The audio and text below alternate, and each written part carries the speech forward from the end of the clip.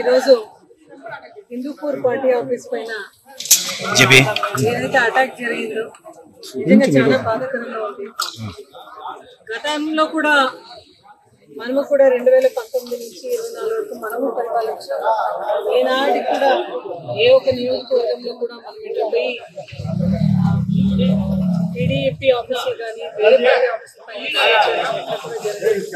ప్రజాస్వామ్య పద్ధతిలో పరిపాలన చేస్తాం.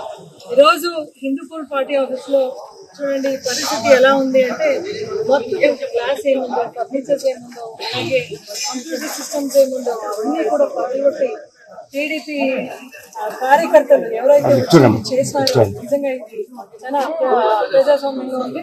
చూడండి మన ఈసీ యూత్ నాయకుడు లోకేష్ ఆయన పైన కూడా దాడి చేసి మళ్ళీ ఎందుకంటే మీరు ఇలా లోపలికి వచ్చినారు, ఎందుకు ఇవన్నీ కూడా పగలగొడుతున్నారని అడిగితే వాడిపైన కూడా అటాక్ చేయడం జరిగింది. ఈరోజు నిజంగానే నేను అడుగుతున్నాను, కూటమి ప్రభుత్వాన్ని నేను ప్రశ్నిస్తున్నాను, అదేవిధంగా సీఎం గారిని మేము అడుగుతున్నాం, నిజంగా ఈ యొక్క ఆంధ్రప్రదేశ్ రాష్ట్రంలో ప్రజాస్వామ్యం అనేది ఉందా? మేము గతంలో జగన్మోహన్ రెడ్డి గారు ఎప్పుడైతే ముఖ్యమంత్రిగా పరిపాలించినారో మేము కేవలం ఎలక్షన్లో మాత్రమే రాజకీయం చేశాము. రాజకీయాన్ని ప్రతిదానికి వాడలేదు. జగన్మోహన్ రెడ్డి గారు ఏం చెప్పినారు, కేవలం ఎలక్షన్స్ లో మాత్రమే రాజకీయం చేస్తాము. అది అయిన తర్వాత ఎవరు కూడా పార్టీల అతీతంగా మతాల అతీతంగా మేము అందరికీ కూడా సంక్షేమ పథకాలు ఇచ్చిన గవర్నమెంట్ జగన్మోహన్ రెడ్డి ఇంత రాజకీయాలు ఎందుకు చేస్తున్నారని మాకు అసలు అర్థం కావడం లేదు. ఇక్కడికి వచ్చి పోలీసు వాళ్ళు కూడా మాట్లాడడం వస్తే వాళ్ళు కూడా రెస్పాన్స్ లేకుండా వెళ్ళిపోవడం చాలా బాధాకరంగా ఉంది. మన ఎవరైతే మన కార్యకర్తలందరూ కూడా వైఎస్ఆర్సీపీ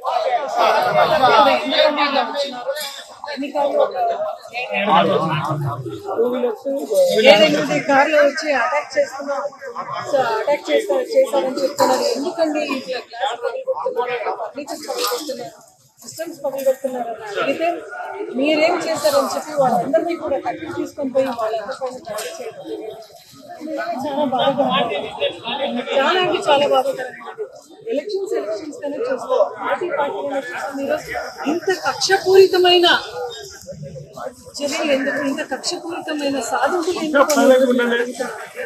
హిందూపూర్ నియోజకవర్గంలో ఉన్న బాలకృష్ణ గారు దయచేసి దీనిపైన మీరు స్పందించాలి.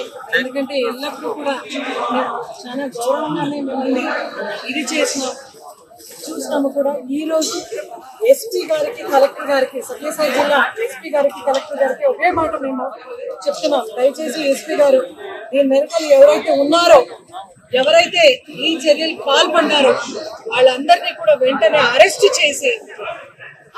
చేస్తూ ఏదైతే నష్టం ఇక్కడ కలిగించిందో దాన్ని కూడా పరిహారం చెల్లించే విధంగా చేస్తూ ఖచ్చితంగా న్యాయం చేయాలి. ఎందుకంటే చాలా మంది పైన అటాక్ కూడా జరిగింది. ఇలా జరుగుతూ పోతుంటే ఎక్కడ కూడా జస్టిస్ న్యాయానికి కూడా విలువ ఉండకపోతుంది. అలా నిజంగా ఇప్పుడు గవర్నమెంట్ ఉందా లేదా అనే ఒక ప్రశ్న అయితే ఉద్భవిస్తా ఉంది. దయచేసి దీనిపైన ఎస్పీ గారు కఠినంగా ఎవరైతే ఈ చర్యలకైతే పాల్పడినారో వాళ్ళందరి పైన మీరు యాక్షన్ తీసుకోవాలి. ఎందుకంటే కెమెరాస్ ఉన్నాయి, ఇవన్నీ కూడా రికార్డింగ్స్ అయినాయి కాబట్టి వెంటనే మీరు దీనిపైన స్పందించాలి ఎస్పీ గారని. ఇంకా రాబోయే రోజుల్లో కూడా ఇటువంటి మళ్ళా ఇటువంటి పునరావృతం కాకుండా, ఇటువంటి సంఘటనలు పునరావృతం కాకుండా, ఎందుకంటే జిల్లా వ్యాప్తంగా కానీ రాష్ట్ర వ్యాప్తంగా కానీ ఇటువంటి సంఘటన పునరావృతం కాకుండా దయచేసి దీనిపైన ఎస్పీ గారు వెంటనే స్పందించాలని. మేడం, జరిగిన సంఘటన పైన మీరు న్యాయ పోరాటం చేస్తారా లేదంటే మామూలు పోరాటం?